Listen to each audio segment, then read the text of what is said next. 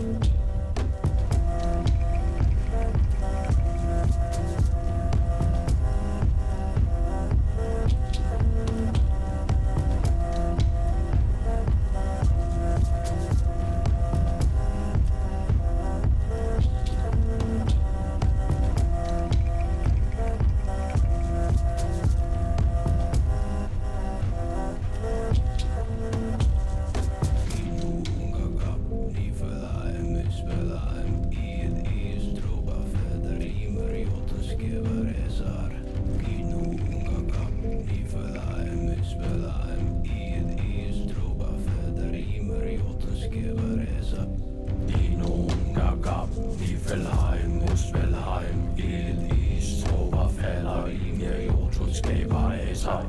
Dinon, Gagab, Niflheim, Muspelheim, ild, is, tåger falder ind, Jotunn skaber af sig.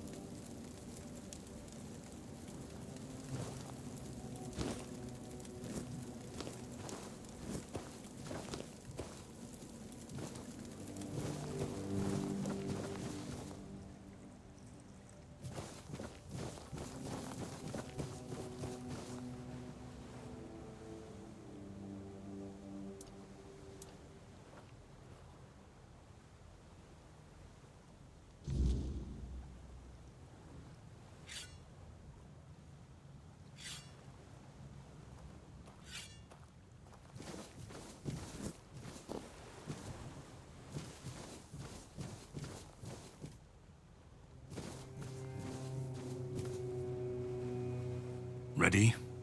Hop on the boat.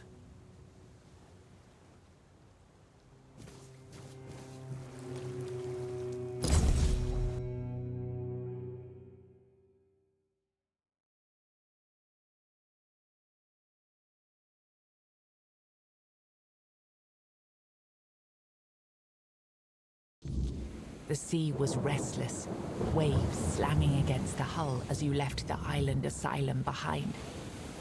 Caradoc's boat cut through the black waters, its course set for Ávalon's shores. Then the deep stirred. A shudder ran through the vessel from neither wind nor tide, but from something far below. A presence, ancient and watching. And then it struck. The boat lurched violently, wood splintering as the sea itself rose in fury. A shadow moved beneath the surface, vast, coiling, inescapable. The next wave swallowed everything. Darkness took you. Salt filled your lungs, and then light. The crash of waves, the cold kiss of wet sand. You were alive. The sea had spared you, but not without a cost.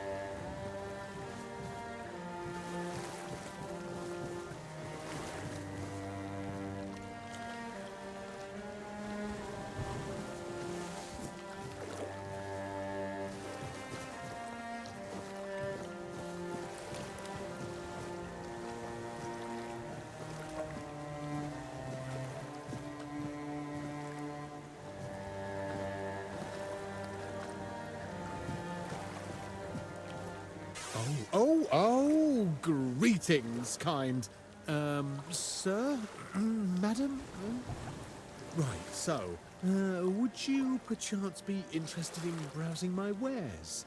Only the finest Ávalon can offer, and I, the finest I can offer, that is.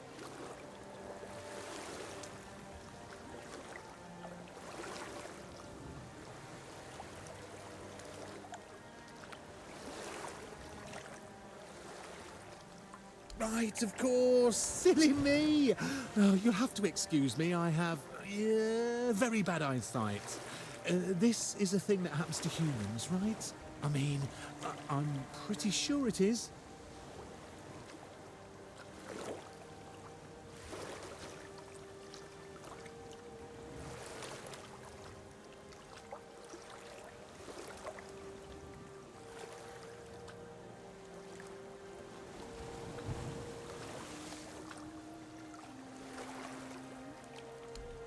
That I do, that I do. It's really hard being a human, isn't it? I mean, we can get hurt so easily. Even falling from a tree could kill us. Can you imagine? Or we could catch an illness that makes our skin crack and blister. Blech! Not to mention aging. Don't even get me started on aging. Honestly, being a human sounds so horrifying. I mean, it is horrifying. Anyway, where were we?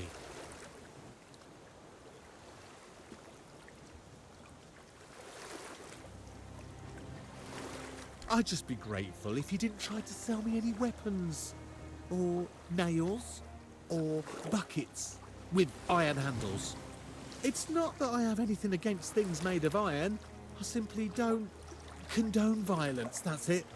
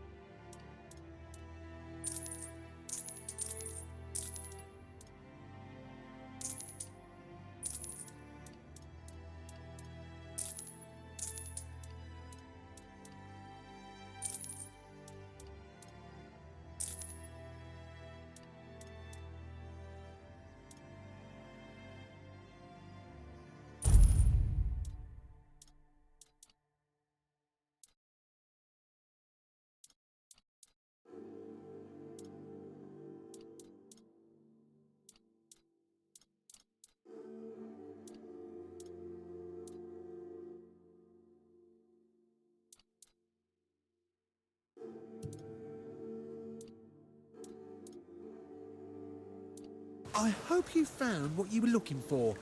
I rarely do. But I find other things, and then you can buy them.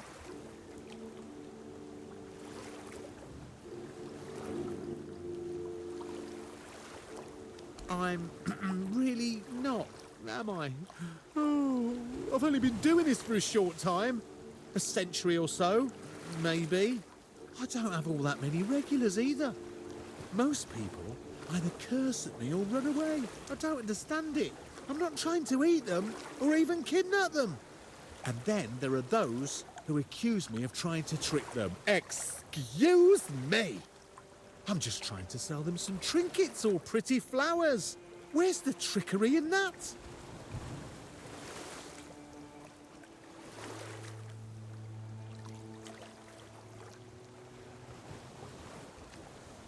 I'm glad you asked. My name is O'Cunnin Cinnamon Sage, and I'm a travelling merchant. I specialise in the various odds and ends I find on my travels. Feel free to take a look at my wares. I'm sure you'll be able to find something interesting. Have a safe journey. Try not to get eaten. I'd hate to lose my favourite customer.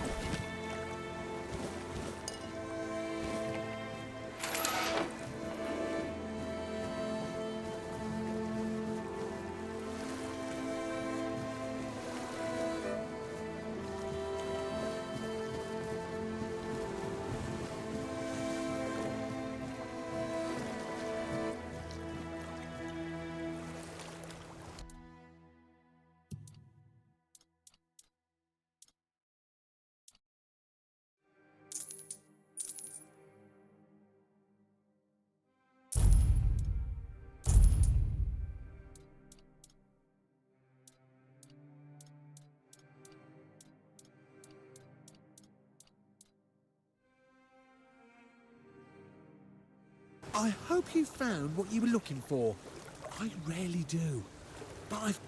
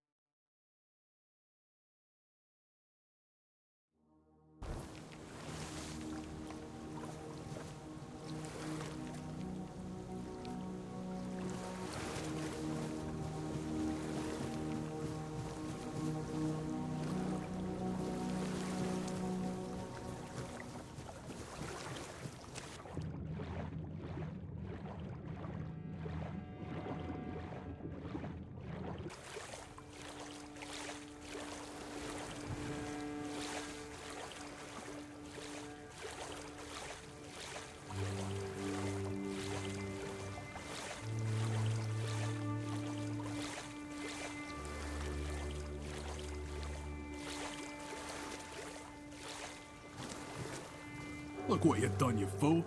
It's always the same with you. Beat them up first, ask questions later, damn it. And now we have no...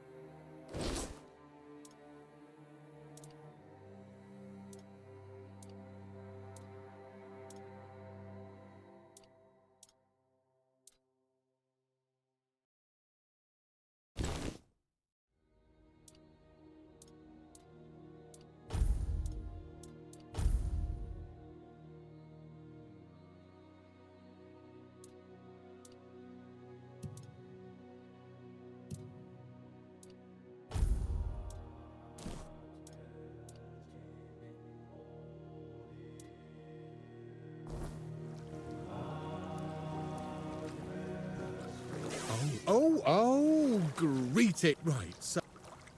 Right.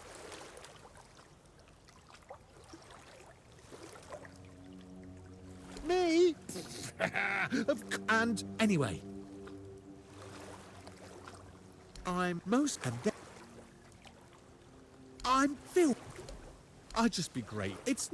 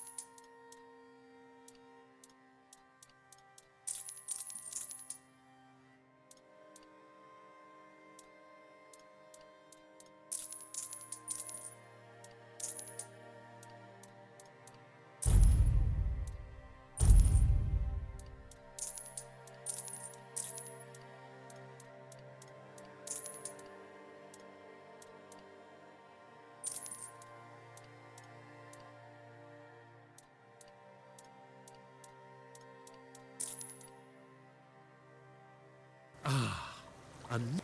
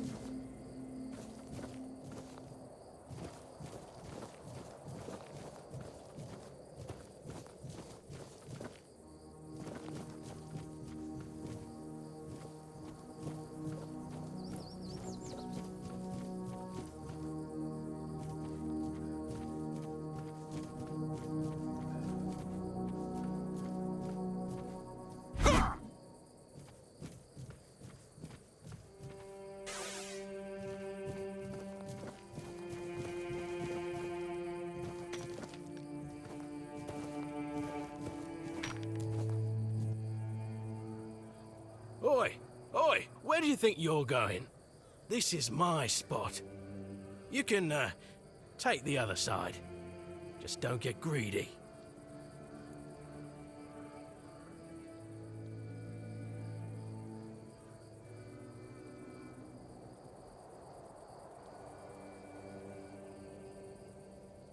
What do you think?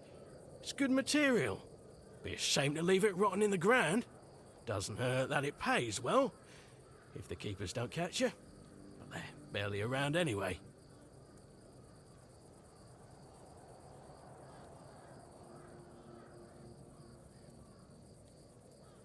Aye, it is. So what? It's just stone. Not like I'm chopping up the man himself. Maybe he'd be more respected if his entire bloody kingdom wasn't in a shambles. What kind of king leaves no heir, only to show up now and then, wave his sword and fix nothing?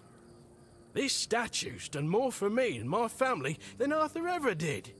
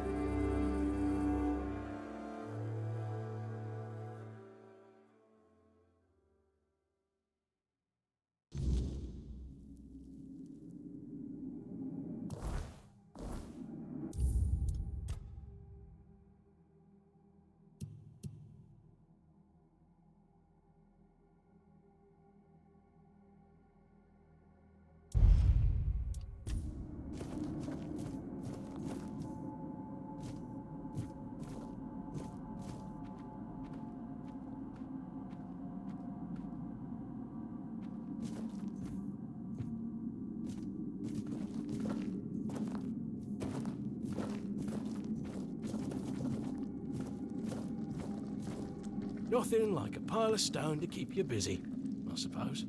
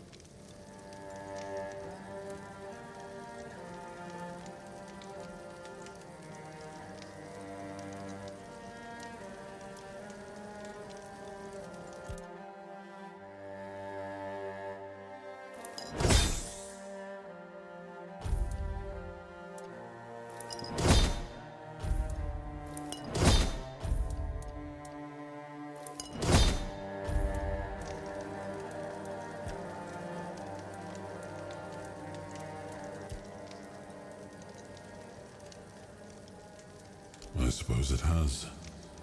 A pity it has become a hunting ground for bandits. But do not worry, my friend. Let us walk this path and make me whole again. I will restore this island to the glory it deserves, the King's Road included.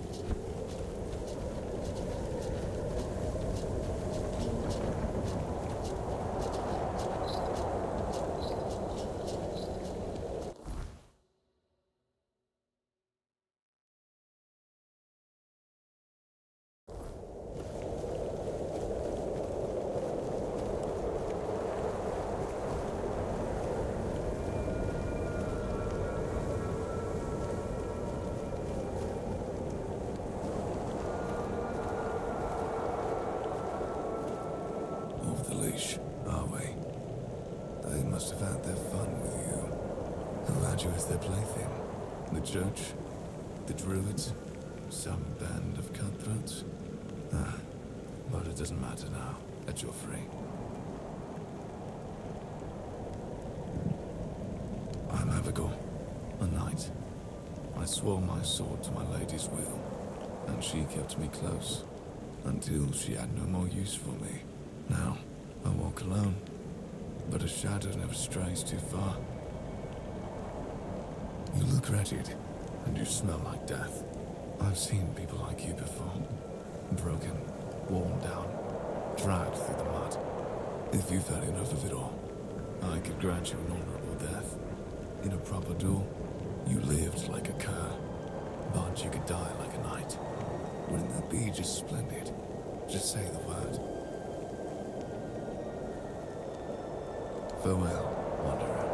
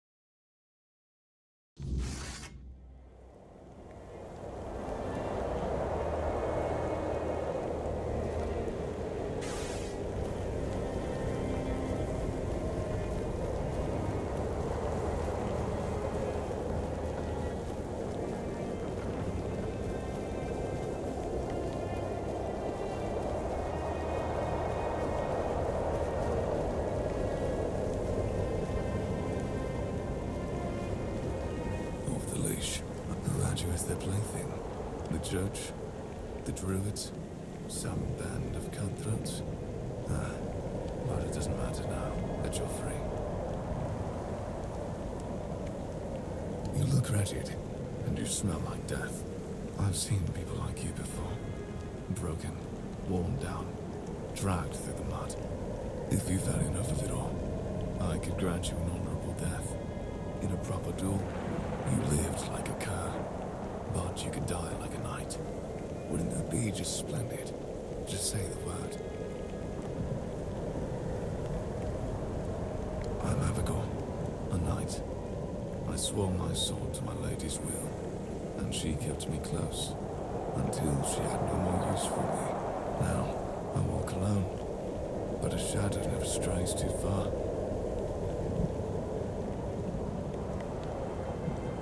Farewell, wanderer.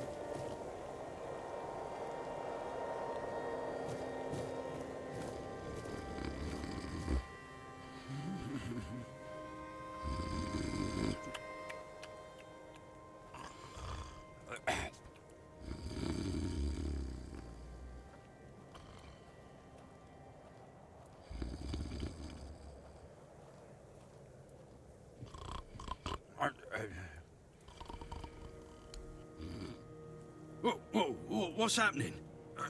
In the name of the All Mother, what are you doing? I could have stabbed you. Wait, I haven't seen you before.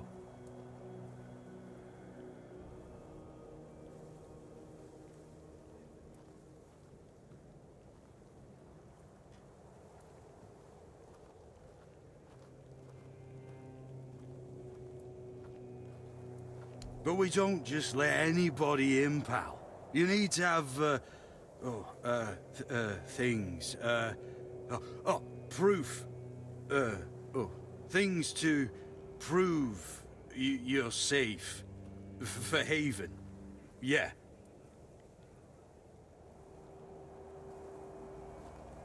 This pin. I can't say I see it very clearly at this, present moment, but it does look important. Very official. But I remember Fergus said something about all this, these emblems once. Oh, yes, I remember now. I welcome thee, ye, royal person, on behalf of the keepers. You are a great friend to our own. Welcome. Please, speak with Fergus. He's our quartermaster. He runs things around here in the captain's absence. He'll greet thee properly. Have a pleasant rest of the day. Open it up, boys!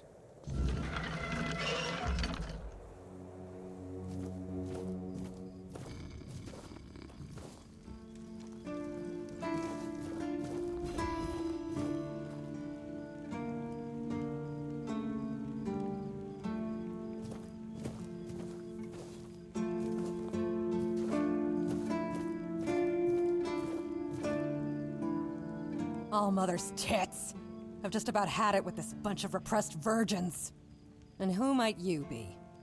You don't look like one of them.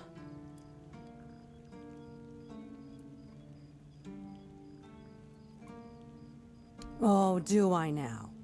You would be too if you had to deal with those sniveling morons when they're up to something. Don't look at me like that. You don't get as far in life as I have if you can't smell bullshit from a mile away. There's something fishy going on here. But I'll get to the bottom of it. And here's a brilliant idea. You're going to help me.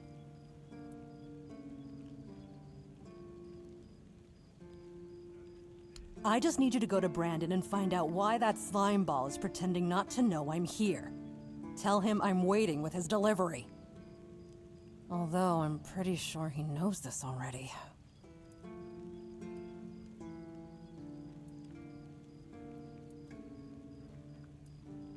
Don't worry, I'll pay you.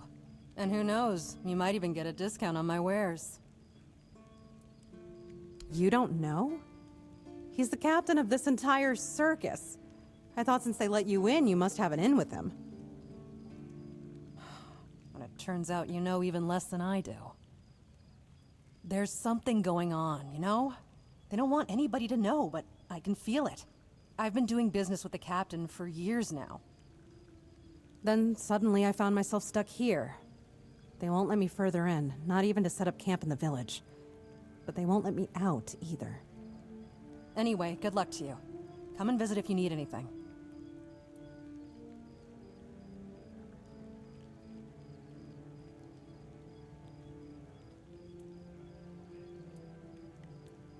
Name's Orla. I'm a merchant.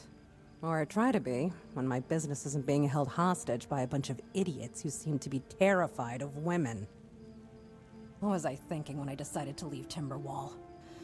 I should have stayed there.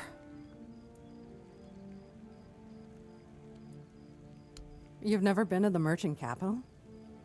Well, you didn't miss much. Yes, it's rich and extravagant, but only if you're rich and extravagant, too. Other than that, it's a place like any other.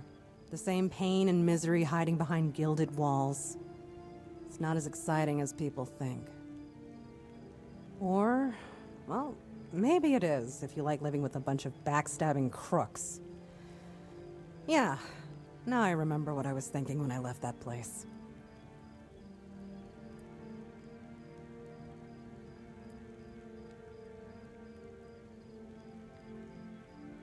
Not really.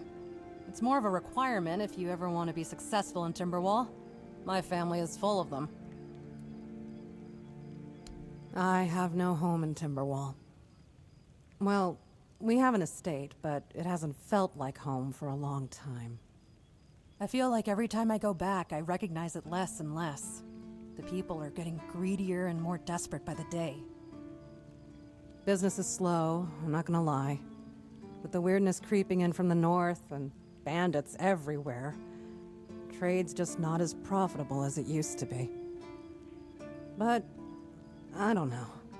Being a merchant from Timberwall used to mean craftiness, taking risks, looking for opportunities. Now, they only care about keeping their heads down and preserving their fortunes.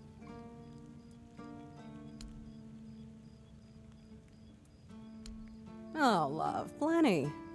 And almost none of them happy. I'll never forget the first time we stumbled upon a place after a cloud of the weirdness oozed through. It was a small settlement, just a few houses. There was this odd, bitter taste in the air. The place was completely abandoned. Or so we thought, until we started finding them, one by one. A man who tried to chop off his legs after they started sprouting antlers. Another one who gouged his eyes out, so he wouldn't have to look at his child melting into the floor. A woman in the farthest corner of the settlement managed to stab herself in the heart before it got to her. I almost dropped it all and ran back to Timberwall that day. I'm still not sure why I didn't. I guess giving up just isn't in my nature.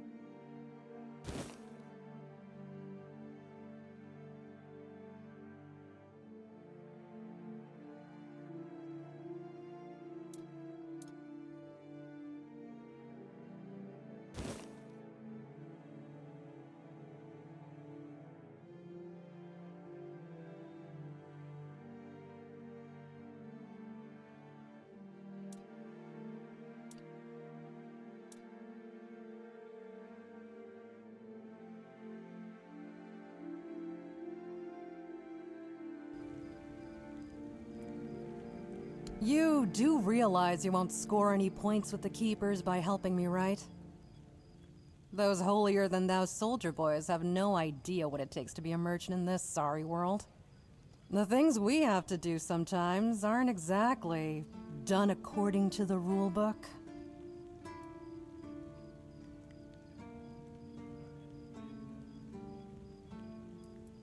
All right. A woman named Ness has my cargo and I need it back. I don't know where she is, but starting the search near the Arkspire seems like a good idea.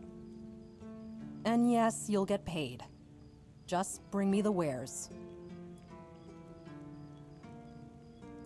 Well, off you go.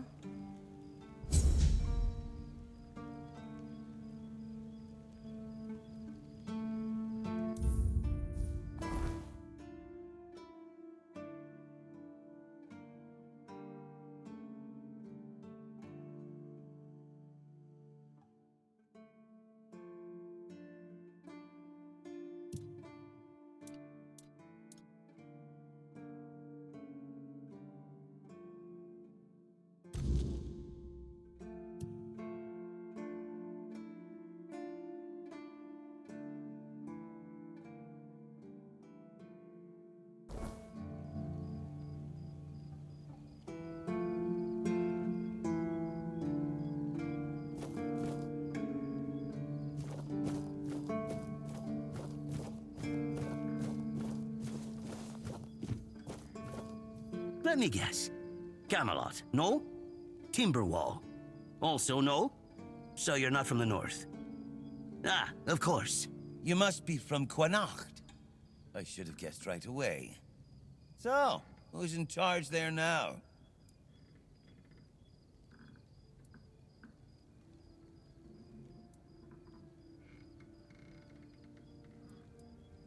Oh, I was just wondering what's going on out there.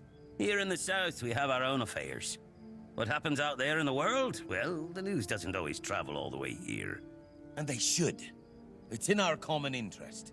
You know, people are talking about rising unrest in the north, and a secret coalition preparing a coup at the highest levels of power.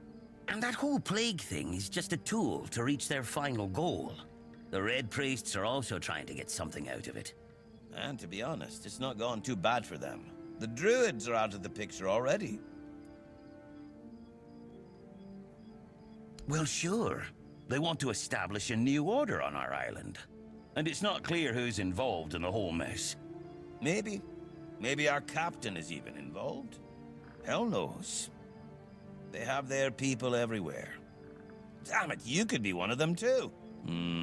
Although when I look at you, I don't think so. You have such a stupid face. With all due respect, of course.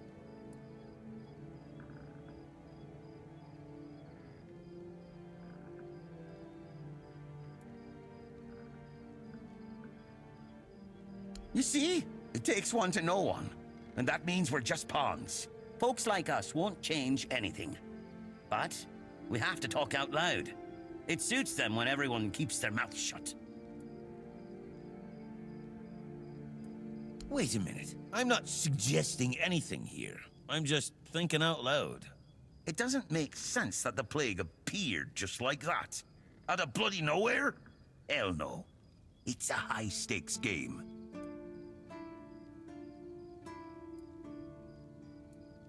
Power over us, of course. Over our bodies and souls. Over Ávalon. Over the whole damn course of history.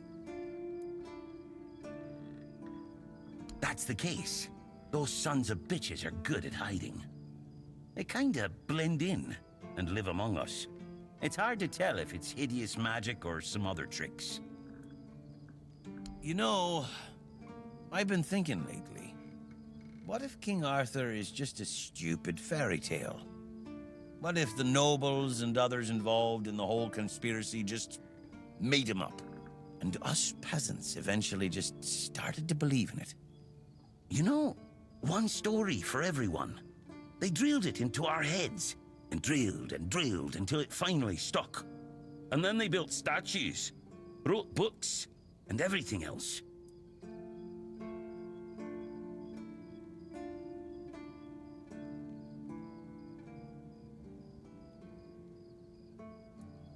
Yeah? Don't tell me you're one of those fools that think that the All-Mother exists. Have you ever seen her? How do you know that we're not being lied to? Exactly. But maybe one day you'll see the truth.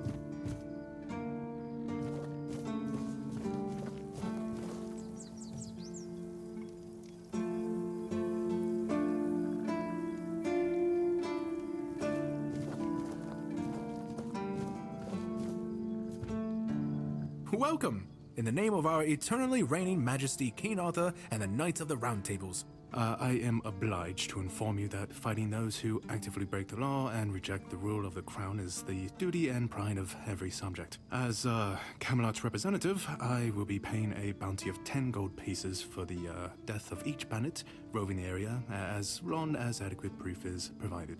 I also recommend checking the bounty board for information on wanted criminals, especially those considered particularly dangerous. Please, state your business.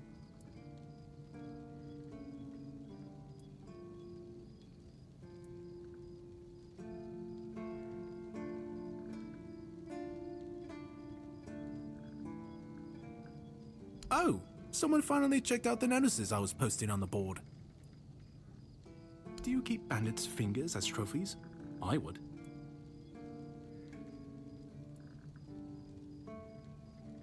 None so far. The keepers don't want to risk being turned into pincushions for a mere 10 gold pieces. Besides, the captain banned them from leaving the Horns of the South without a good reason. Too many bandits and not enough keepers.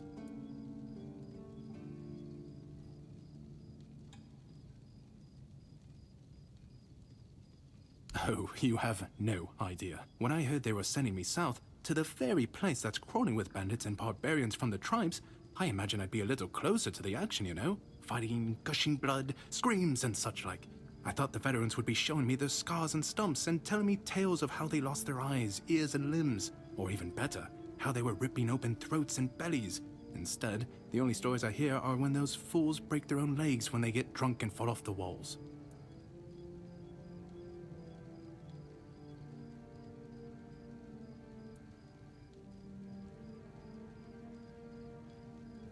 I could be, but many people can swing a sword, but only a few have as sharp and bright a mind as I do. It's just that some people were made for fighting, while others are destined for greater things. Besides, watching and listening gives me enough satisfaction without needing to risk my life. Yeah, I've been like this since I was a child. The moment an execution is over, I'm waiting for the next one, and there are quite a lot of them in Camelot, and I like to watch where Mum punished the servants with a whipping. It's just how I am. Well, Camelot would send a group of knights with Sir Galahad at the head, and he's not interested in half measures. He'd probably burn down half the garrison, or hang them. He's done both. By the way, did you know that people who are hanged rarely die from strangulation? Usually the sudden jolt causes the backbone to snap, which separates the head from the body. A while ago I saw someone hanged in the village, and it's true. One snap, and it's done.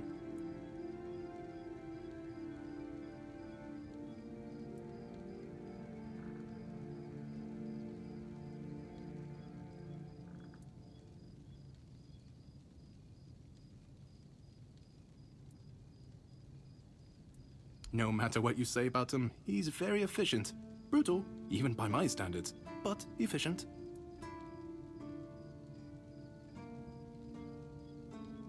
Oh, sure, plenty. Did you know that apparently if you cut off someone's head, they don't die straight away, but remain conscious for a few moments? If someone dies in a damp, closed-off space, sometimes, but very rarely, their body creates a thin layer of wax on the surface of the skin. I heard that a body decomposes in water 4 times faster than on land. I need to think. If I remember anything, I'll let you know. That's correct. My name is Killian. I was sent here from the capital to see how the Horns of the South are handling the bandit problem, and also to encourage the keepers to fight. The situation with the Pict and Del Rita savages is precarious. Too bad we can't get rid of them as easily as we did the Druids. There have also been rumors that we might soon have a civil war on our hands, so Camelot cannot afford to spread our forces too thin. There are rumors that the Rita tribes want to unite, and that would mean open war with Camelot. As for those Pict savages, they've been growing bold, leaving their forest. For now, it's just been small scrimmages, but who knows how it would end. Well, you've probably heard about the Druids making human sacrifices by stuffing people into wicker puppets and setting them on fire. Well, the people decided to give them a taste of their own medicine. They rounded them all up and then sent them up in smoke. Oh, how they must have howled and sizzled. Too bad I couldn't see it.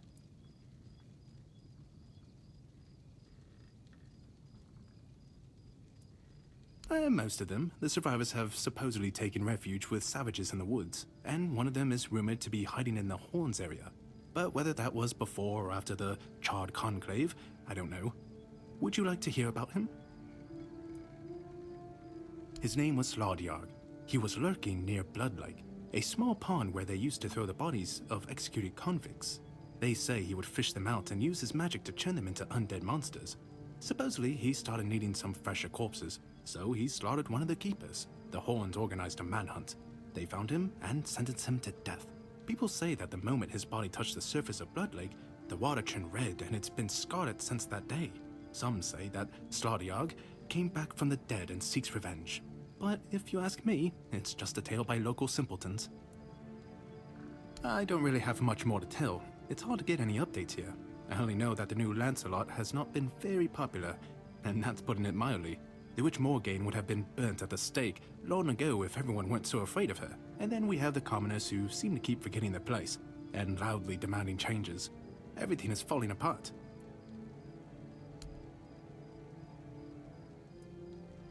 Oh hey, before you go, I can see the bloodlust in your eyes, you know. It takes one to know one. So here's some friendly advice, free of charge. If you're seeking scum to slay, you'll find bandits in the ruins of a merchant settlement nearby. It's worth visiting if you haven't already.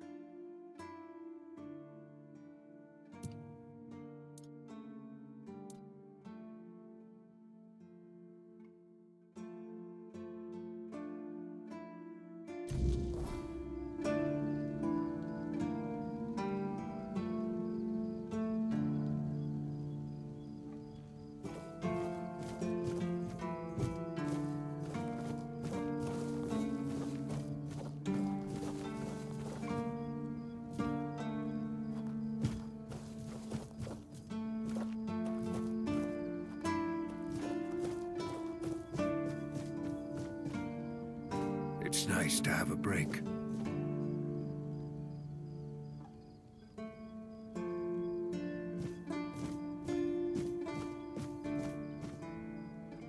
Oi, friend. A question. Do you know why people always stop and watch a blacksmith at work? Because he's riveting. It's good to see a new face in this sad hole. Oh, of course. I forgot to introduce myself. I'm Osbert, local master of hammers and anvils. Do you need your blade sharpened?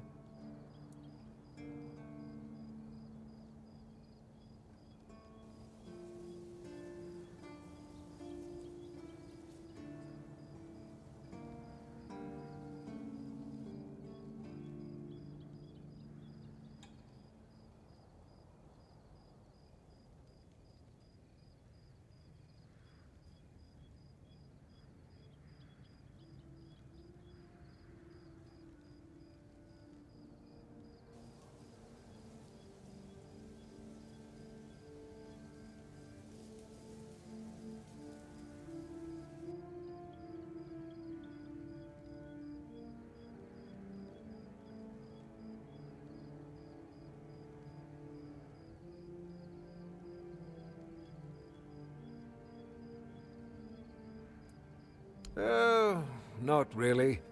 Especially since we went into a lockdown a while ago. People used to come and go. Now and then a ship would make a stop at the village below, but nobody's really come around since. Well, since the entire shit show that's going down everywhere. Now that I think of it, you're the first they've let in. What'd you do? Who did you bribe? Oh, so you have friends in Camelot. Good for you.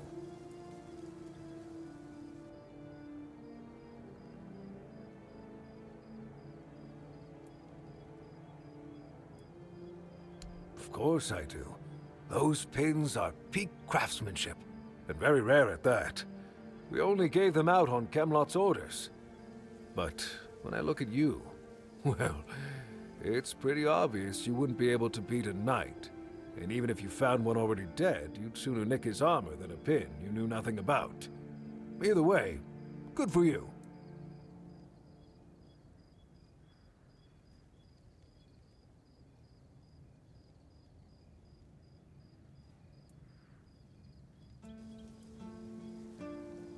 Yeah, after we lost 2 squads trying to take back the All-Mother's Temple from the Dalrita, our captain decided that nobody leaves the Horns. Then, he shut himself in his office, without leaving us any orders. Virgus is trying to keep the lads occupied, but... just look around. Half of the people here are losing their minds, and the rest are losing their wages on drink. Sometimes I wonder, how many things can go wrong at the same time. They say that misery loves company, but here, it's like we've done something to anger the gods, and they're taking their sweet revenge. First, we started hearing that the weirdness was spreading near Grubwood. Soon after that, we saw waves of bandits approaching from there. Desperate people. It took a lot of our territory. Then, the Dalrita tribes took over the All-Mother's Temple. And after that, the supply chains from Camelot collapsed for some reason. And so on and so forth. We're in quite a pickle, my friend. We've started betting on what's going to happen next. Sea monsters? Who knows?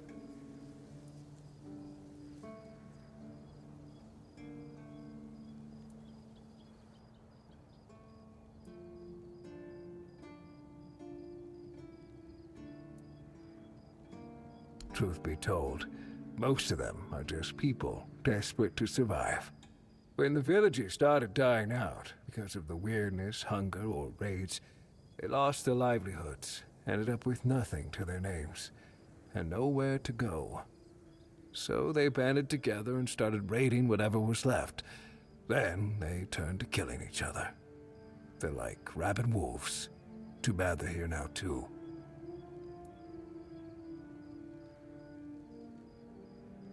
Yes, that damn forest north of here was already cursed and creepy. But now, I've heard it's an entirely different level of crazy. They say that some men here started going dark up north. With that, the weirdness started moving. And when the weirdness gets here, well, we're fucked. But you know that. Every child has heard the stories.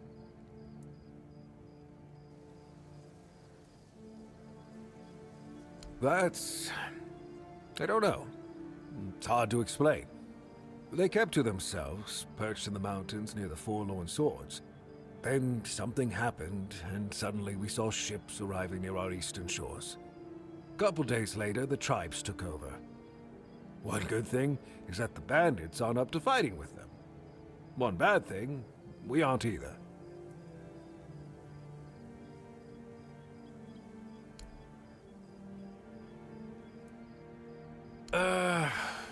I heard that dew fell down the stairs and didn't break a single bone.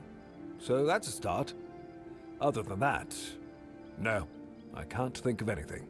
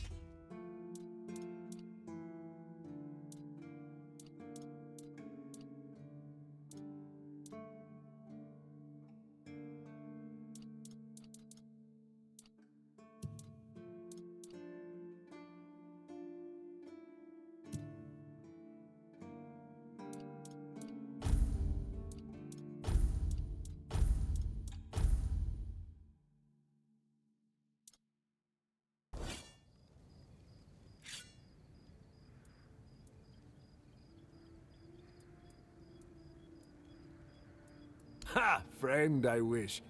But the only task I could use help with might be a bit too delicate for you to handle. Unless you're a master goldsmith, then feel free to prove it, and I'll have work for you immediately. There's just not enough of them to go around. And now that we're on lockdown, there's not much demand for my services either.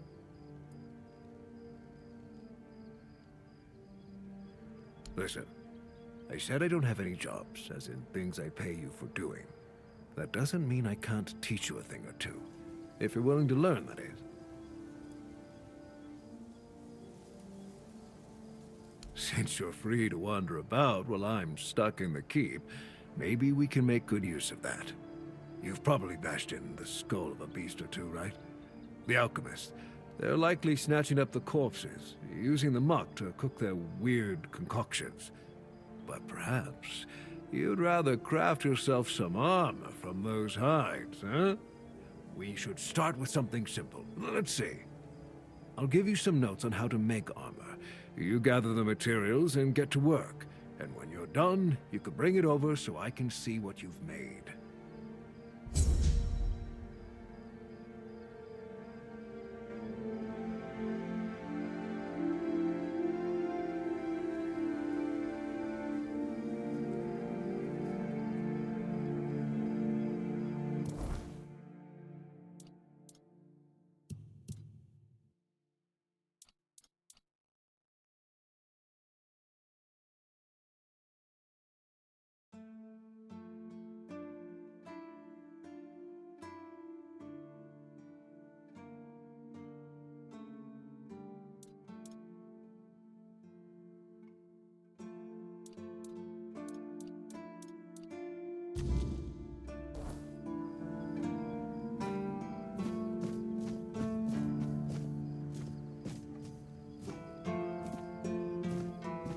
I like it when things are quiet.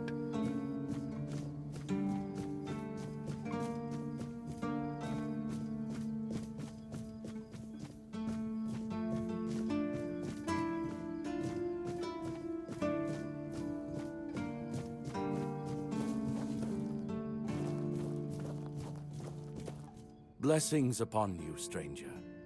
May the word always resonate within your soul.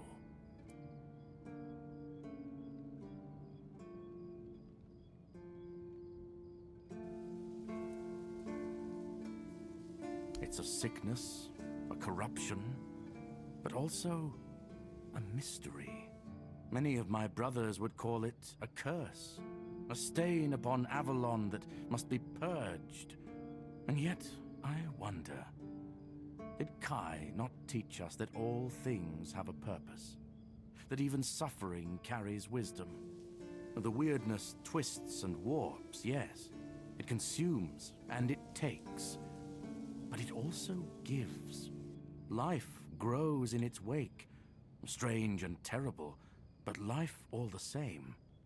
If we are to fight it, we must first understand it. And that is what frightens the Church most of all. Understanding.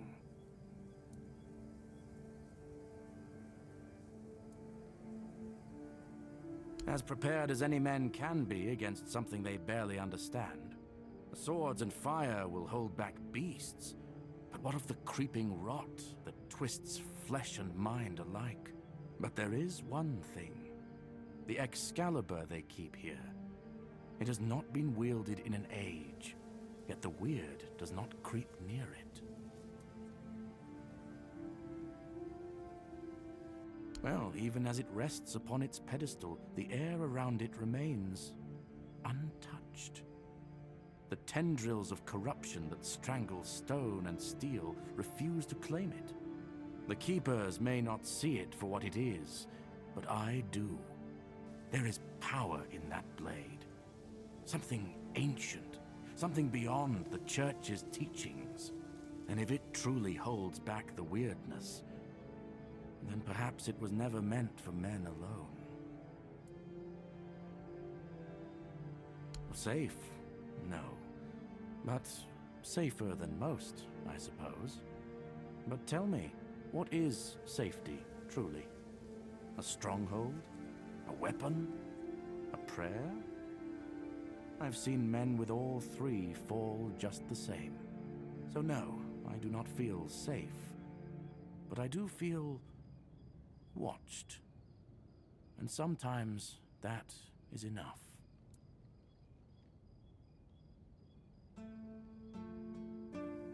What do you mean, my child?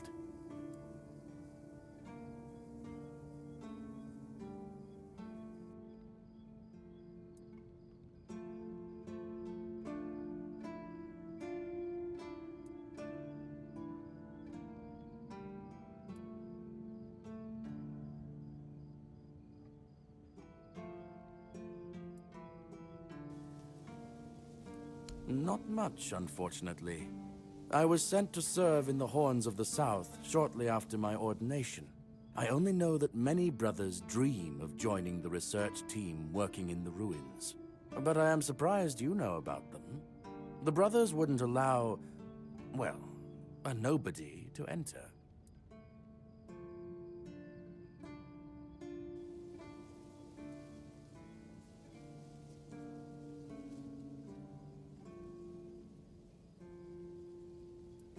That's commendable. Keep it up. The Prophet values those who know their place in the world.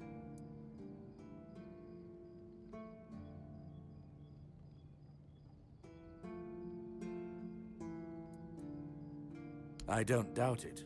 We have many research teams there. Of course, our main area of interest is the Red Death. Each team keeps detailed records of their studies. We also have herbalists, researchers of the weirdness, keepers of druidic knowledge. In a word, everything that can be encompassed by the word. Because the Prophet teaches us to respect all knowledge. Ah, that repetition was unintentional.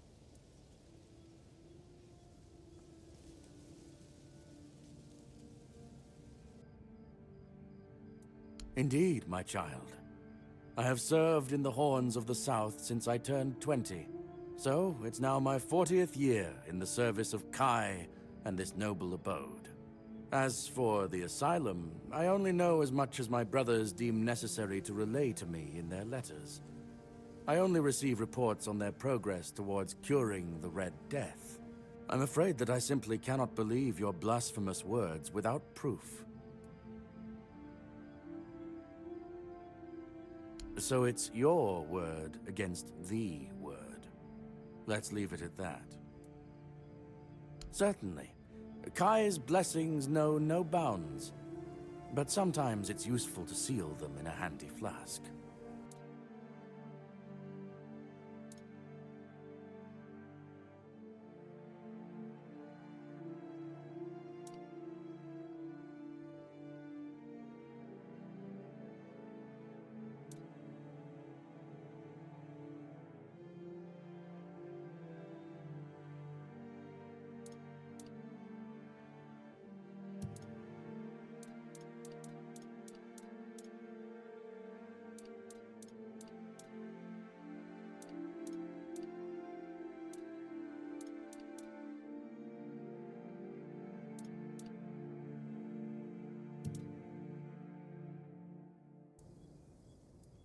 May Kai's word always guide you.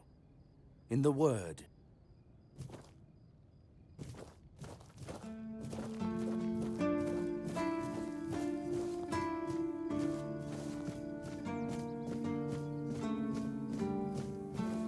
You need something.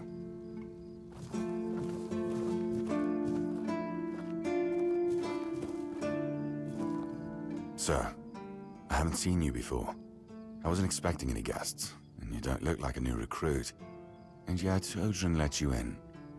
He's not drinking again, I hope.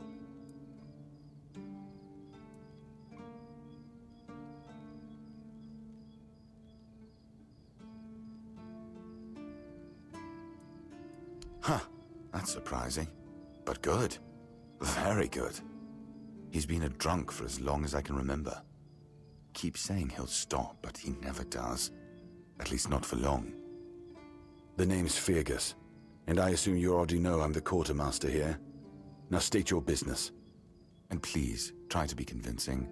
or the walls of this fortress will be the last thing you'll ever see. Yes, I know. And that's why you're still standing in front of me. However, these pens were only given to certain people. They mean that in times of trouble, these people will always find a safe haven here in the Horns. And that makes me wonder, what happened to your friend? Where is he?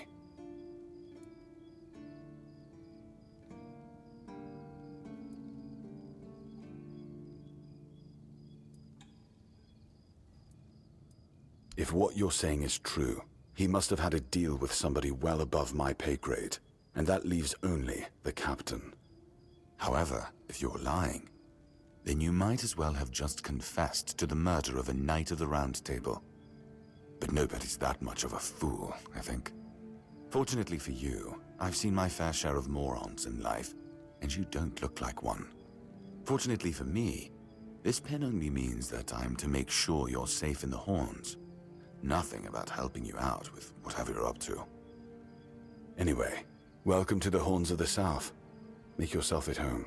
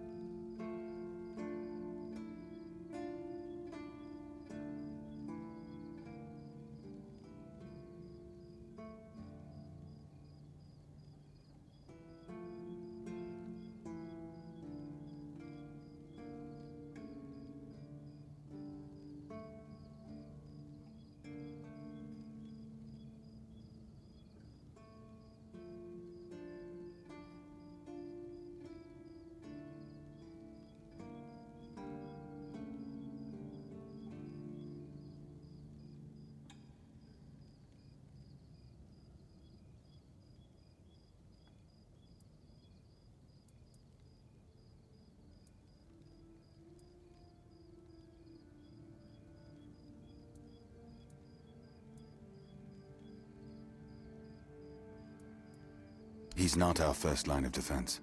The archers are. Every man here needs to have a job. And no offense to Odrin, but let's just say we can afford to lose him.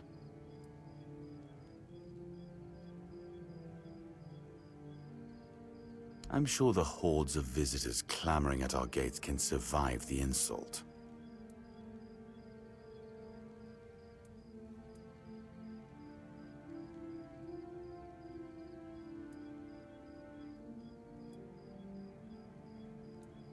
Ninian. I knew the Red Death would take him. Damn shame. He was one of the good ones. You did right bringing this back. The Horns look after their own, even after they're gone. But, now that I think of it, how did you manage to get hold of his tag?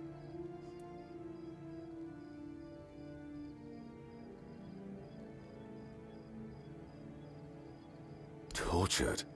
In the asylum? You can't expect me to take that at face value. Brother Rialgan said Ninian was too weak to survive the journey.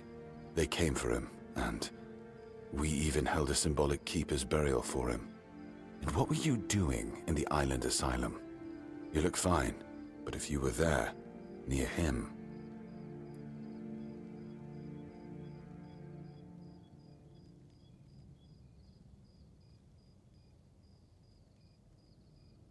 I'm sorry this happened to you. Still, you have to understand, now that you've told me this, I'll be keeping a close eye on you. No risks can be taken when it comes to the Red Death.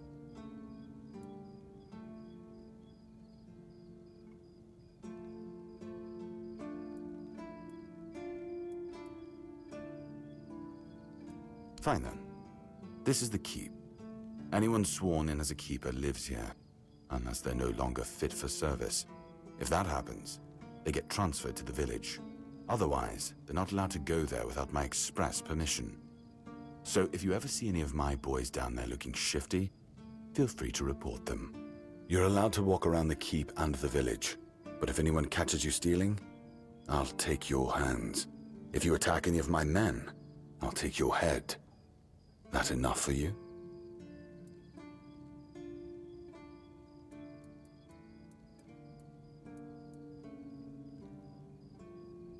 That's between her and the captain. Were it up to me, she'd be long gone. Her presence here distracts my men. I'm Captain Brandon's right hand. He deals with the serious matters I don't want to know anything about. I take care of our everyday life.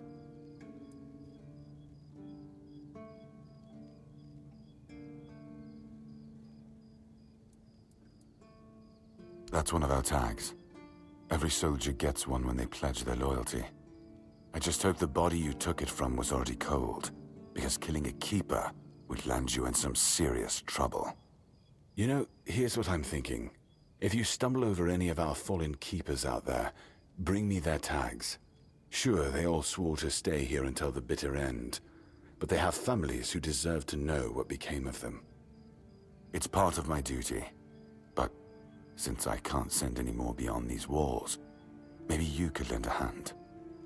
I'll pay you for every tag you bring back.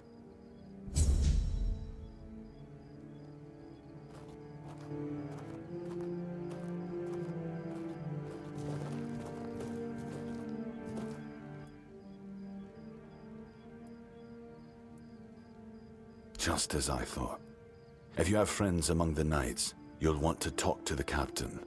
But that's not happening anytime soon. Because I said so. What?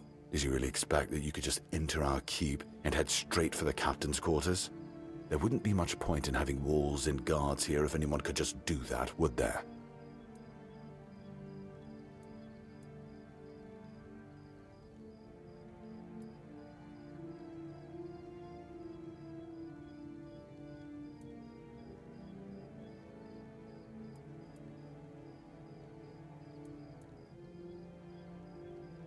So what?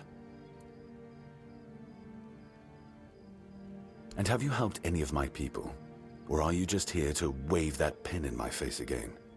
First, show me you care, and then I'll take you to the captain. I can't have every random stray wasting his time. Not now, when the outcome of the war with its tribes is so precarious. I trust we understand each other?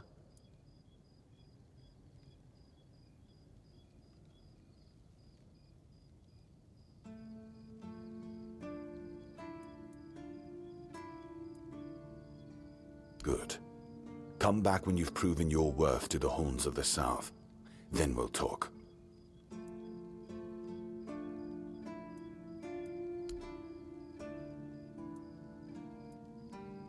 If you need rest, you can sleep in the barracks. It's no royal chamber, but it's better to sleep under a roof than under the stars, right? Especially in this horrible weather.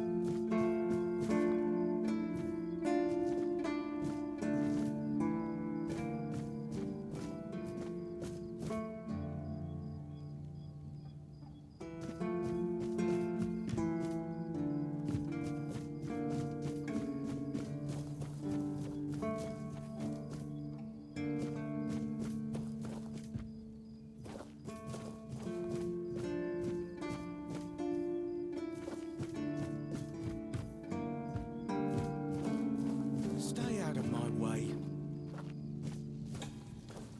You all right, newbie? Have you been to see the refugees? I can't believe poor Cole was put in a cage. Hey, what a mess. Cole came to us with a group of refugees from some nearby villages.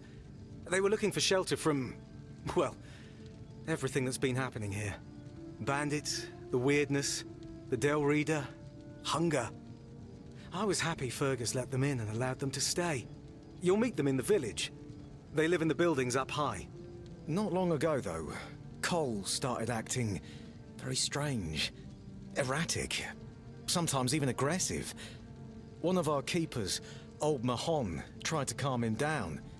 He might have used too much force, and Cole felt compelled to defend himself. He bit old Mahon.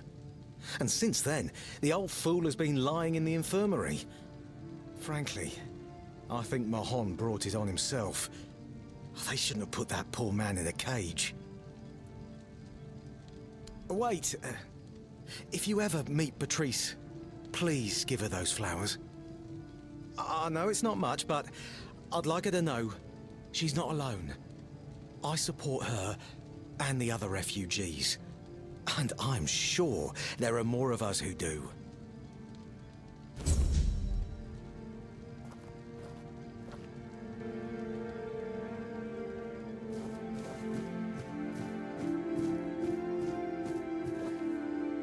Good to see you again. The pledge today was very interesting, wasn't it? The certainty in Quartermaster Aymer's voice. Beautiful. Makes one eager to start work.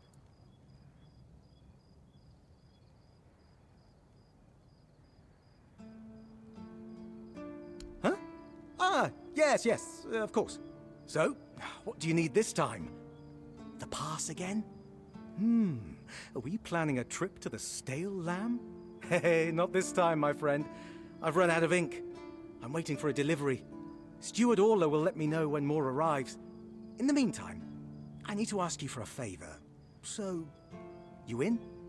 For the sake of our long friendship?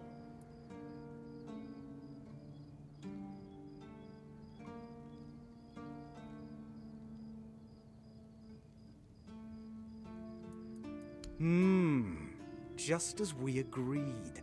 I appreciate that you remember. Holding one's tongue is the key to success. Keep it up. I guess you still haven't sobered up, huh? The Stale Lamb. You know, the tavern in the village below the keep. It's run by Ron. Truly a great place. I hope they're not planning to close it down. Oh, they wouldn't do that, right?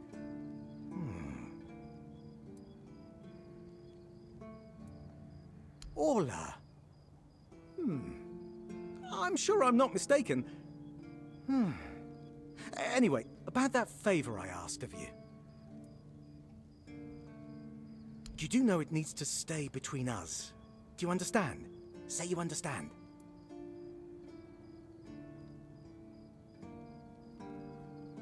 Fantastic. So, here's the thing. On a recent night out at Ron's, it seems I may have left some sensitive documents at the bar. Documents, with Captain Fergus' seal. But not necessarily sealed by him. You know what I mean. I can't really go there right now. Could you get them back for me? I'm sure it won't be too much of a problem. Splendid! When you have the documents, meet me at the third crowing of the rooster. Or just find me. I'll be around. Need something.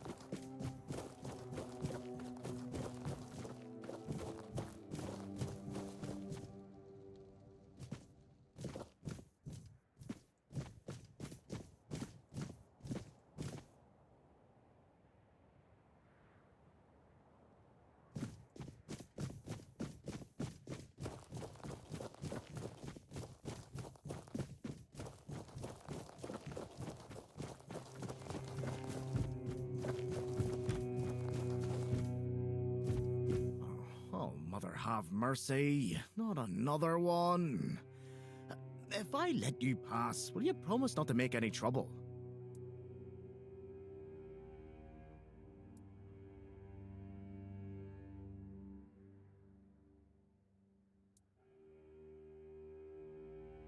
That's just my luck.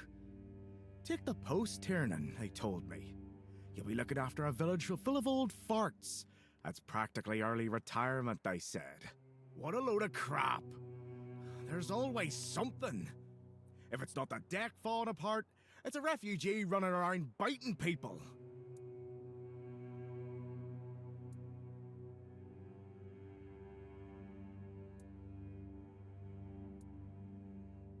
No, not really. Fortunately. Well, to be fair, he only bit one person.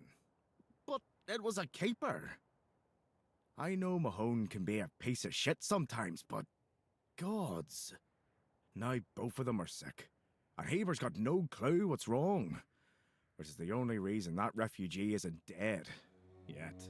So, he's sitting in a cage. His wife's crying all day, and everyone's pissed. Meanwhile, I'm stuck in the middle of it all.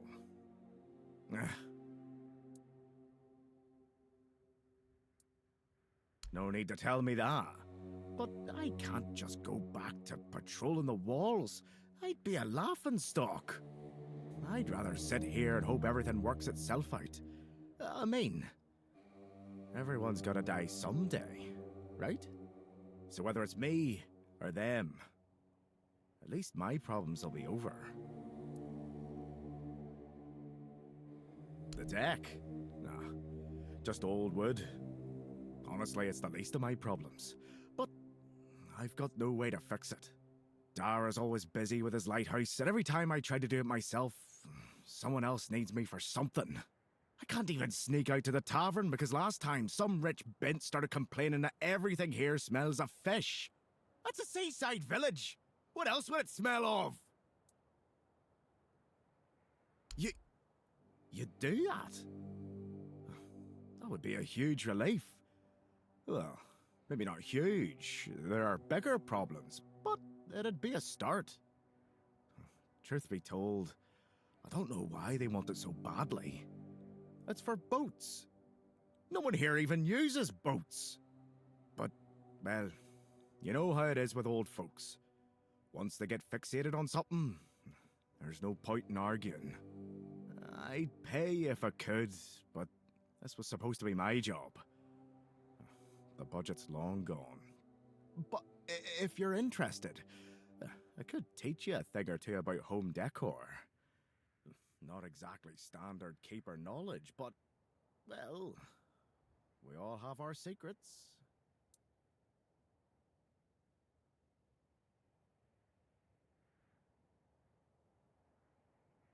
Surprised? Can't blame you. This might sound odd coming from someone stationed at a glorified fish bucket, but I've got a thing for furniture. The only thing more mismatched than the barracks around here is my career choice. But, yeah, I like imagining places where things fit. Where chairs don't wobble, tables don't look like someone hacked them together with a dull axe, and beds, well, beds don't feel like they're plotting your murder while you sleep. Not exactly a secret I broadcast. Most folks see me as Tiernan the Grumbler. But, hey, we've all got something that keeps us sane, right? Mine just happens to be daydreaming about nicer chairs. Oh, she's a real piece of work, that one. Her name's Lady Elisa. Something. I don't remember. She came here with her husband. Poor man. I never heard him get a word in. You know, sometimes I regret not getting married. But if I had a wife like her, I'd just end up being a keeper all over again.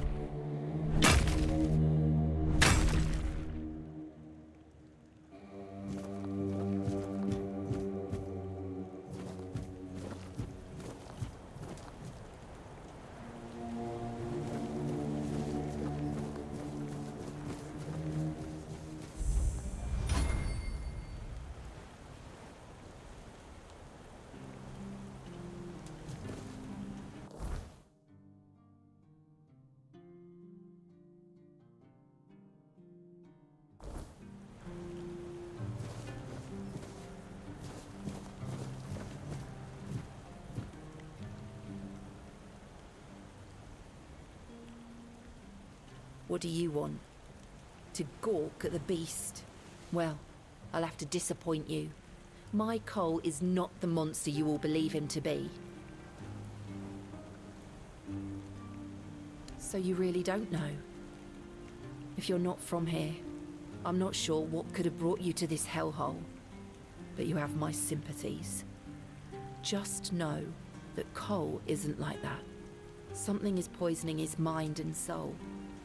I don't know what it is, or why it happened to Cole, but now we're all at the mercy of those damned keepers.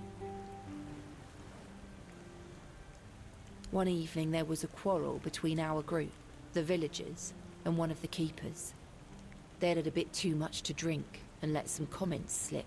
They hurled insults at us, saying there's no place for us here, that we should just get the hell out of here because things are hard for everyone. Hard? Sure. I bet that bunch of wimps wouldn't last a week outside. All they do is sit in that keep of theirs, thinking they're the defenders of justice.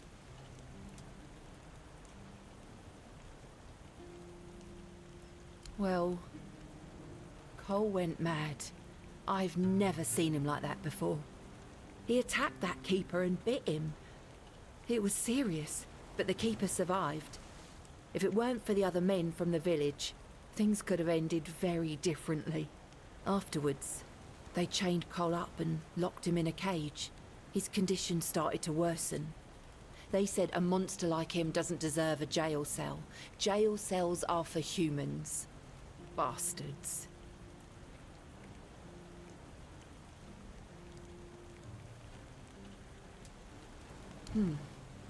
This might sound silly, but before we reached the keep, we came near a strange structure. The locals call it the Arch Spire. In the morning, we realized everyone had a strange dream, but it was a little different for each of us. Cole started acting weird after that, and in time, it only got worse.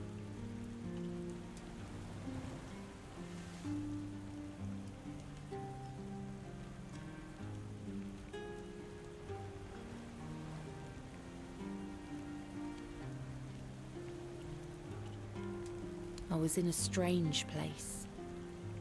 Dark. Full of fog. Eerie. I was trying to find him. I called out, but no one answered. I was alone in the night, and then I kept falling, and falling, and falling. And then I woke up.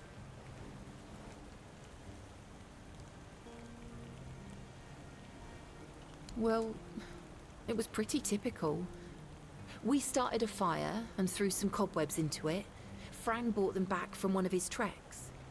That boy could always find them somehow. It was our protection from the night and the weirdness. Ellis was on watch that day, but from what he told us, he eventually fell asleep. We were lucky no one slit our throats. No, only that, well, he didn't make much sense, but he was convinced that something bit him. He kept checking. It must have been some bug. Something changed by the weirdness. That must have caused his fever, his insanity. We set up camp near the Arch Spire. We hoped that bandits wouldn't dare to venture into a place like that. Well, now I know why we could have been right. With everything that's been happening lately, I'm ready to believe in every strange thing in this world.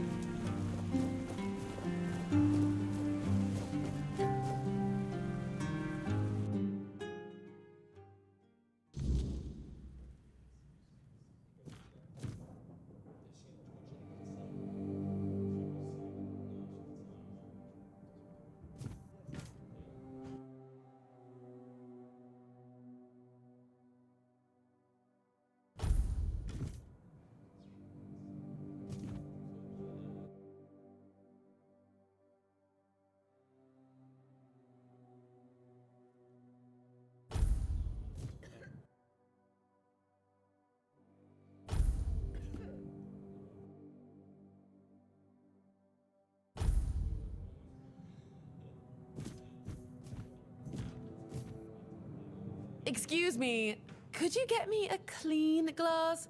And I mean clean, not just wiped 3 times with a dirty rag.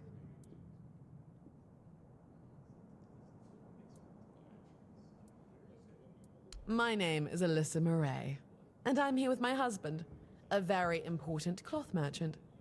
But surely you must have heard about our family. Not to brag, but we are rather prominent. I am famed amongst Camelot's courtiers for throwing the most magnificent feasts.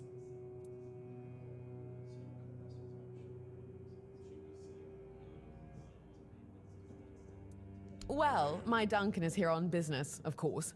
A very important contract with the Lightkeepers. I decided to accompany him because I have never been to the South, and I've heard so much about its wild, untamed beauty. So far, it's turned out to be terribly dull. And the smell! It's like stale fish and sweat. Hopefully I don't have to suffer it much longer. Pray, tell me, do you know anyone here who would run a small errand for me?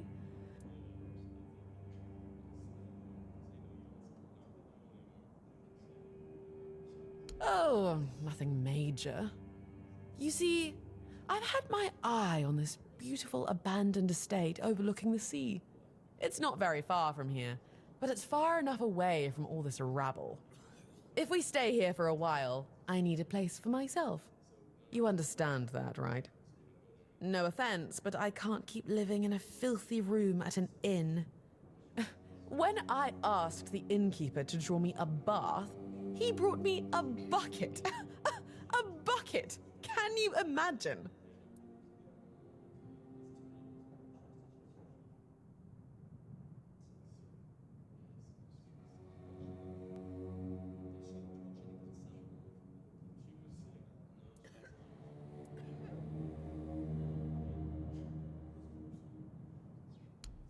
Finally, someone sympathetic to my plight. My Duncan has been heartless about it. He just keeps going on about how I was the one who wanted to come here. He told me to deal with it. Can you believe that? The nerve of the man.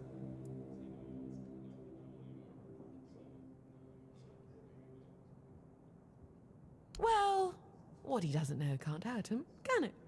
He should be glad that I can take care of myself. I'm not like the other high-born women, sitting around waiting to be handed everything on a silver platter. And besides, he knows better than to say no to me.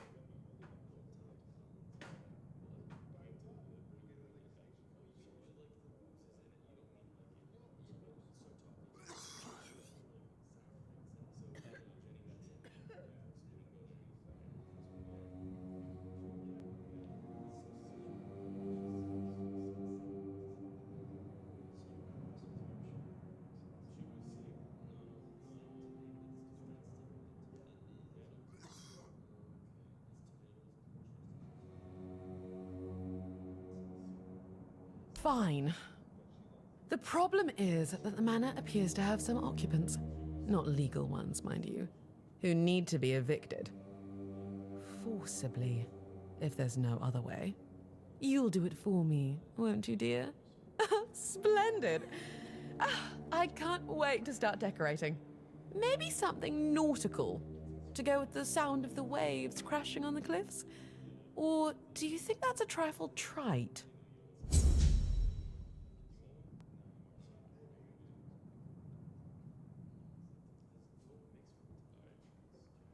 The people here have been staring at me.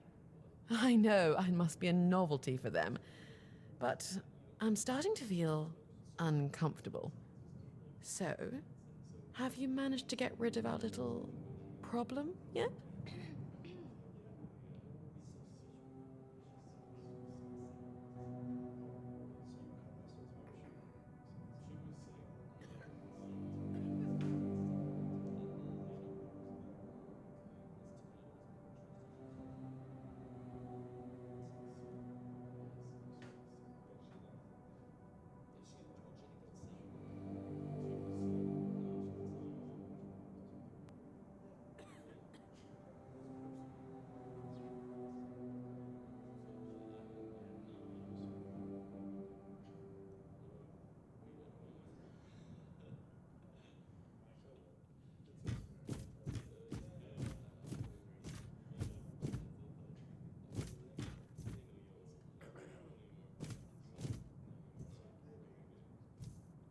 Hello, child.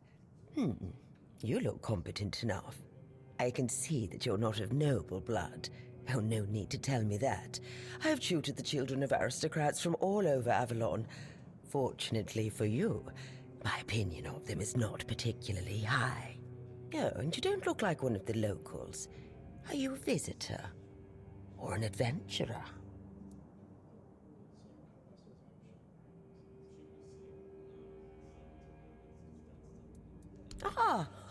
You can talk. Now, I'm sure we'll get along. My name is Lady Elaine. I oversee the Farshire Library, the greatest collection of books in this part of Ávalon.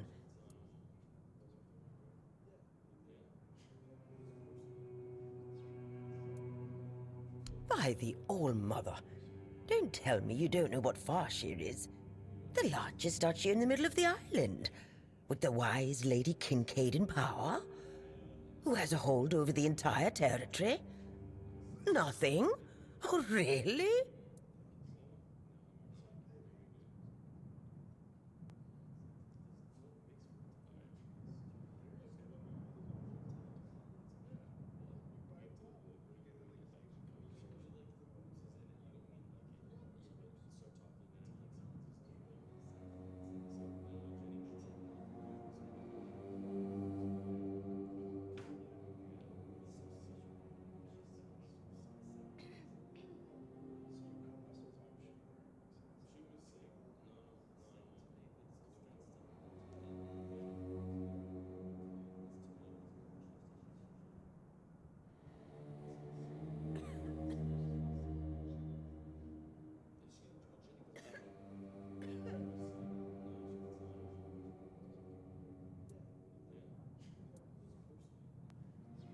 I know, child.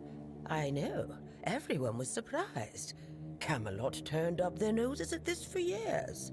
But after Lord Kincaid died and Aidan, Lady Kincaid's son, disappeared, the nobles of Farshire decided she could stay on the throne. Even if Aidan had been alive, she would still be ruling as a regent until he came of age. But between you and me, he wasn't a very bright boy. So she would have been ruling until her death anyway. Oh, we're lucky to have her. Difficult times require determined leaders.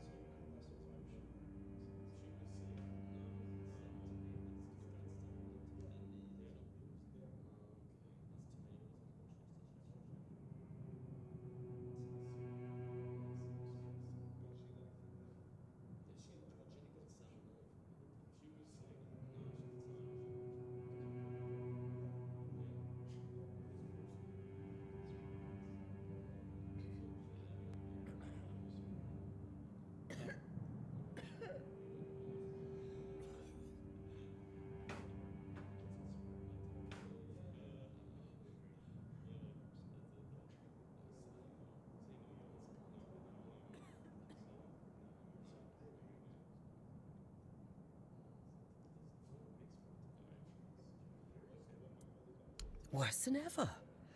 Oh, the wordness is thickening, and the roads are getting dangerous and unpredictable. That's why I'm here, wandering Ávalon looking for solutions. If I don't do this, who will, hmm?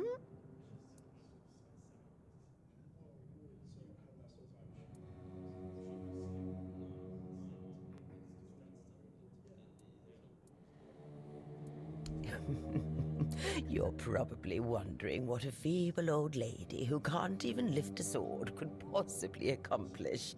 But King Arthur didn't conquer Ávalon just because he couldn't swing a blade. No, he had knowledge, and enough wisdom to know how to use it. Lady Kincaid wasn't happy when she found out about this idea. But all Mother's mercy, I am her tutor. She cannot dictate what I do, no matter her standing.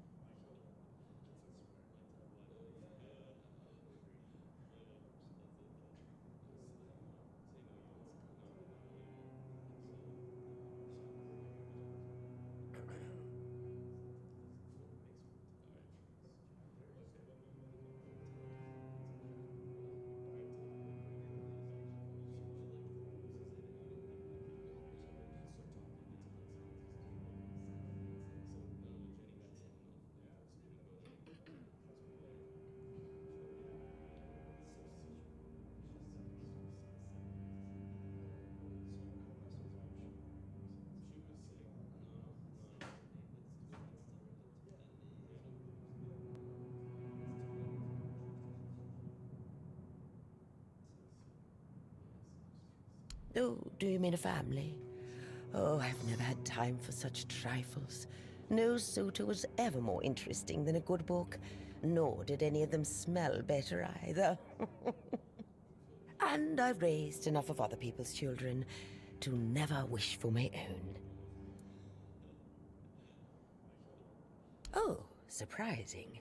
I'm looking for someone who will help me find a certain artifact. So, are you interested, child?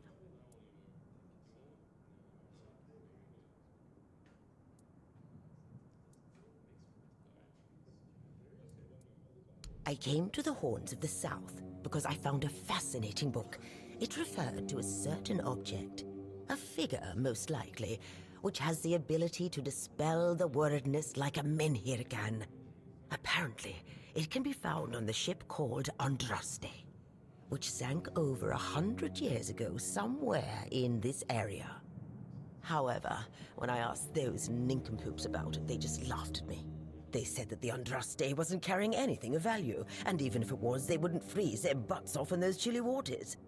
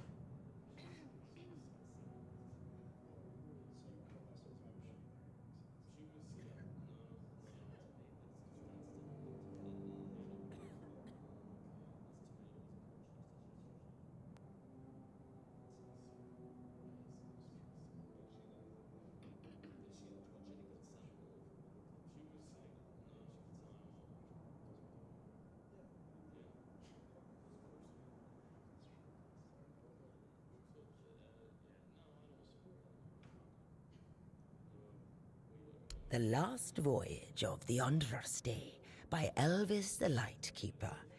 He was one of the more notable keepers. In his waning years, he became an adjutant to Captain Lex. But it's best if you read it yourself. You can read, can't you? But just be very careful. This is a very rare publication. Read it very carefully, and after you're done, come to me, and I'll tell you more. Deal?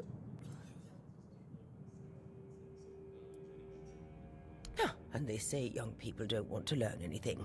Come on, chop, chop, chop, get to reading.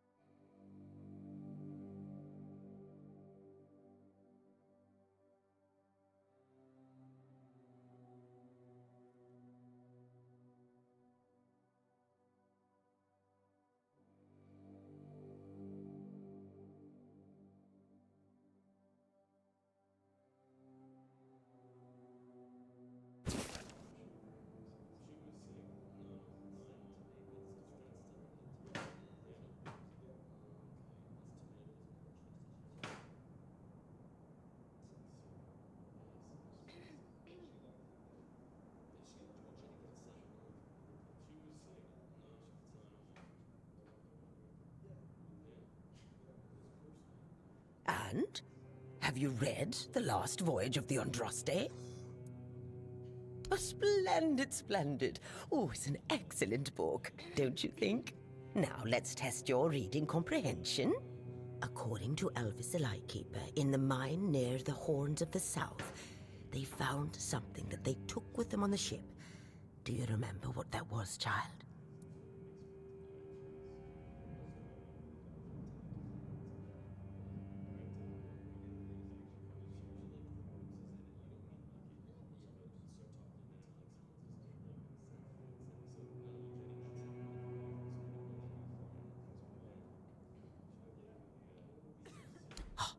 And you're telling me you've read it?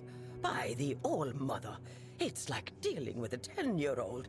You need to read this book a little more carefully, child. Come back when you've done more than just skimmed it.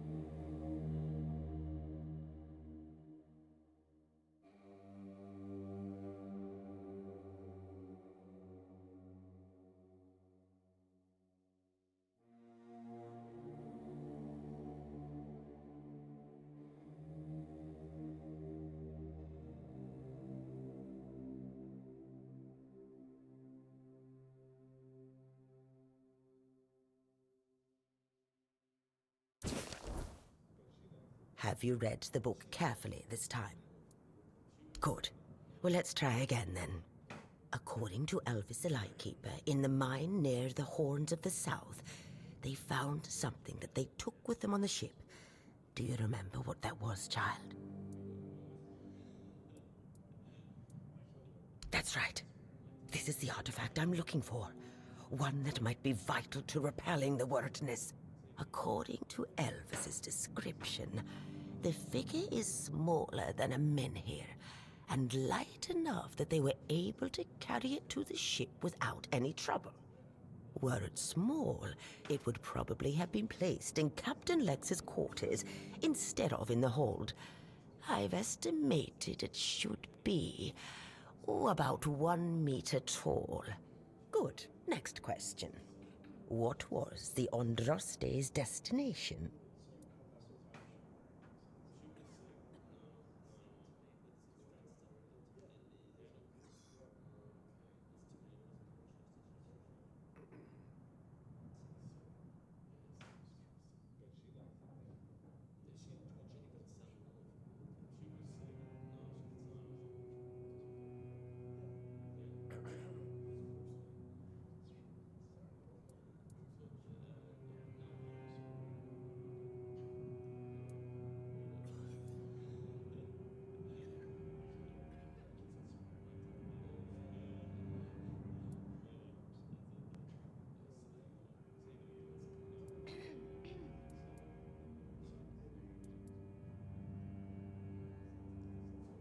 Correct. Be very careful with what I'm about to tell you. But some believe that the Red Priests are dedicated to studying the wordness instead of the Red Death. Captain Lex must have thought they'd pay him generously for a Four-Dweller artifact. Last question. What sank the Andraste?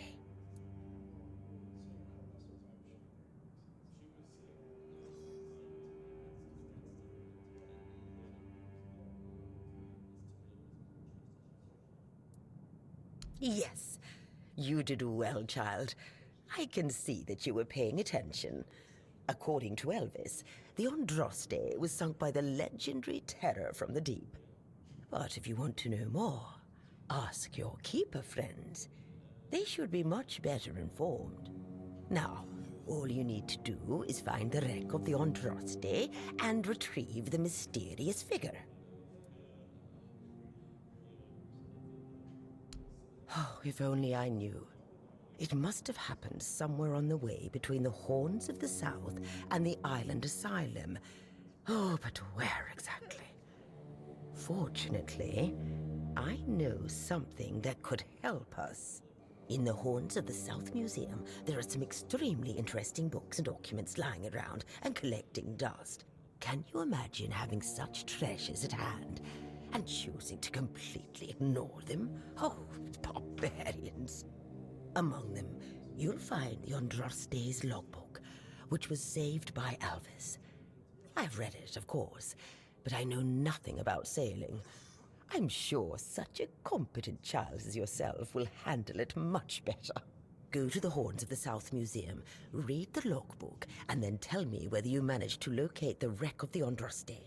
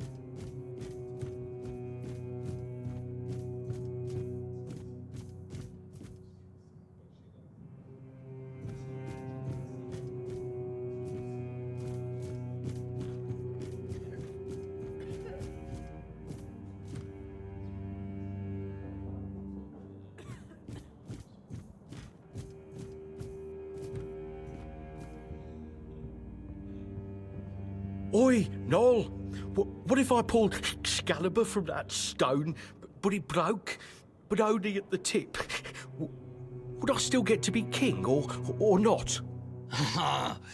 You're so daft, Randall. Some magical lass living in a lake gave the king the sword when he broke his own bashing four-armed skulls. So, the one in the stone, what's that called? It's not Excalibur, is it? Nah, the one in the stone was called, don't know. Sword in the stone, I guess. Sod it, whatever. So, if I pulled the sword in the stone from the, stone, and it broke, but only a little, would I still get to be king? What? No. You'd have to pull out all of it. Only the one who pulls out the sword gets to be king, yeah? Not the one who pulls out a bit of the sword. Wait, but if you have a sword and it breaks, do you tell everyone that you have a sword or that you have a piece of the sword? Besides, you can always take it to the smith and he can fix a new tip. But if he fixes a new tip, it won't be the same sword. Are you off your knocker? How's it not the same sword? So, what is it now? A ploughshare? A shit share. Listen, just listen to me. You've got it all wrong. You've got a sword, right? And then the tip breaks off, so you attach a new one, right? But then, let's just say it breaks again. That's one shitty sword you have there. Now, listen to me. Now, damn it. It breaks off, so you fix it with a new piece again. And then it happens again, and again, and again. Until you finally get yourself a whole new blade from the smith. So get this, if the whole blade was replaced, is it still the same sword? Well, no, it isn't. There you have it. You just need to be, what's the word? Rational. Fine. Now let's have a drink. My throat's drier than a priestess purse. See, now you sound rational.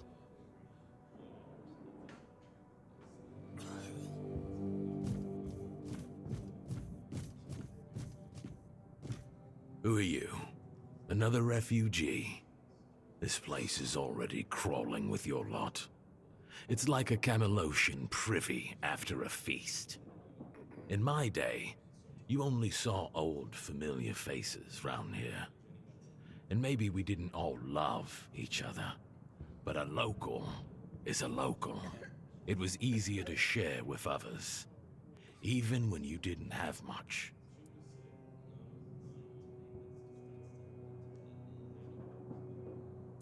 A problem? No problem, just rambling to myself. But now that I look at you, sure enough, you don't look like one of them.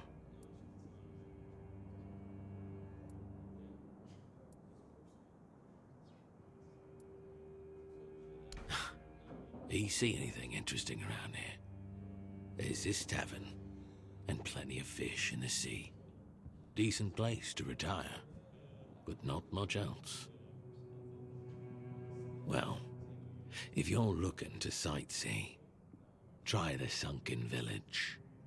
Just don't let the locals tear you to shreds.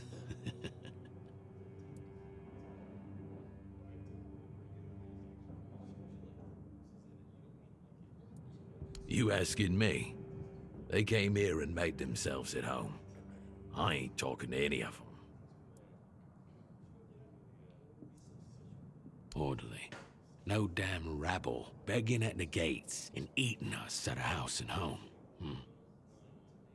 Back then, sure, civilians came and went.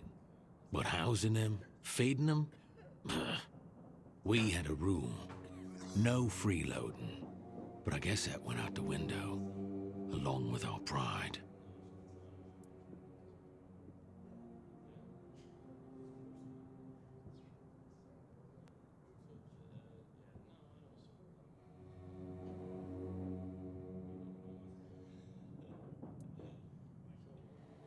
It used to mean something to be a keeper.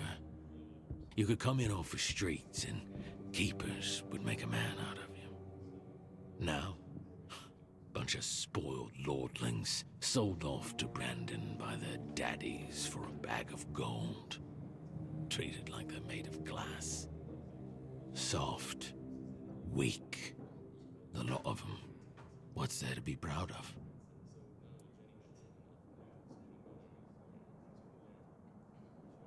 You watch your damn mouth. We did everything we could. I've said it before. We need a whole damn army to keep this region in check. And besides, how do you know these leeches are even telling the truth? Every village wiped out. Just like that? Give me a break. I don't want to talk about it anymore.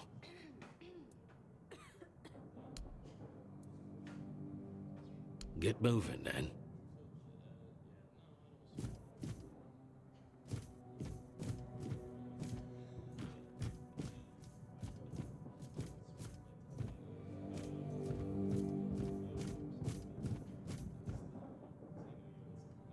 Beer from Kunacht, wine from Farshire, moonshine, only local, the best there is. And fish, lots and lots of fish. What's your poison?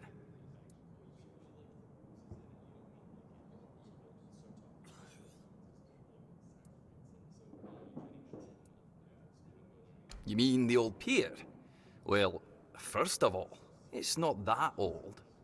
Brenadin was already the captain when it was built. Why is it called that? Don't know. Probably because of all those old folks around.